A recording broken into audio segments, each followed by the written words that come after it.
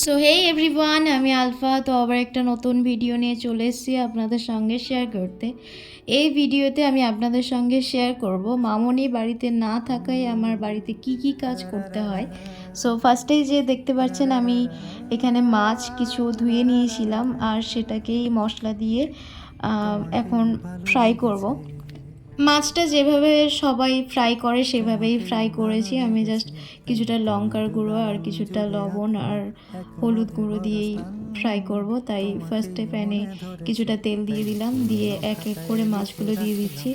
এবং আমি যখন মাছগুলো ধুচ্ছিলাম তখন আমার বাসনগুলোও মাজতে হয়েছে, যেগুলো মাজার পরেই আমি রান্না স্টার্ট করেছিলাম। মাছটা রান্না করেছিলাম আমি পেঁপে আলু দিয়ে। তো এর আগে একটা ভিডিও পোস্ট করেছিলাম সেটারই যে রেসিপি আমি পরে সেটা শেয়ার করবো বলেছিলাম, তো সেটারই রেসিপি আজকে শেয়ার করছি। তার সাইডে আমি আবার ভাতও বসিয়ে দিয়েছিলাম।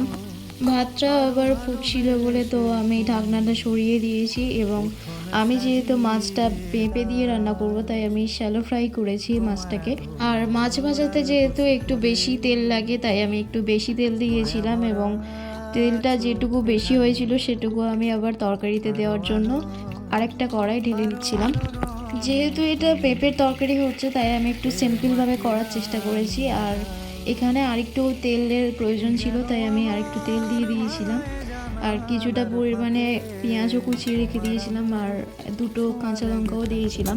আর আমার এটা ফার্স্ট টাইম পেঁপে দিয়ে মাছ রান্না করছিলাম, সো আমার রেসিপি খুব একটা ভালো মতো জানা ছিল না।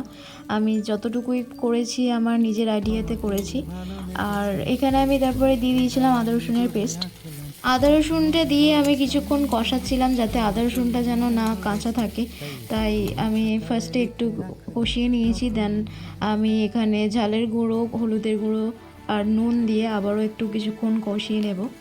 মশলাটা কষানোর সময় হালকা হালকা ধরে যাচ্ছিল বলে তাই আমি কিছুটা পরিমাণে জল দিয়ে দিয়েছি।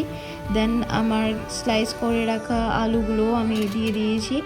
দেন আবারও কিছুক্ষণ কষানোর পর আমার কাট করা পেঁপেগুলো দিয়ে দিলাম।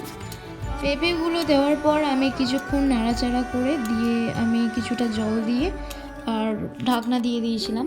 তারপর 15-20 মিনিট পর দেখতেই পাচ্ছেন আমার তরকারি এখানে রেডি হয়ে গিয়েছে। আর তরকারিটা মোটামুটি ভালোই হয়েছিল।